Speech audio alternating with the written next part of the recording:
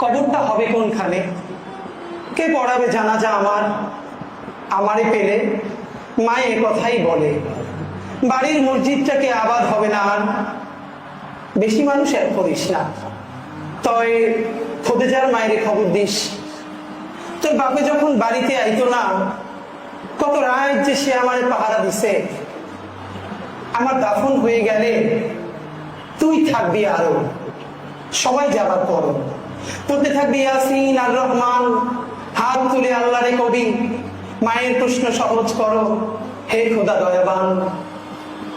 মায়েরা চিরদিন আলিফের মতো থাকে না, মায়েদের দেহেও বার্ধক্য আসে একদিন। কোমরটা নুয়ে পড়ে রূপুর মতন, সুরমায় ছেয়ে যায় চোখের উঠন। মায়েরা অমর নয় এ আমি জানি, মায়ের প্রেসক্রিপশনটা আমার বড় আপন। আব্বার দেওয়া হাতের বালা, পিতলের পানের থালা, এমনকি তার নামাজের সেই ভাঙা চৌকিটাও।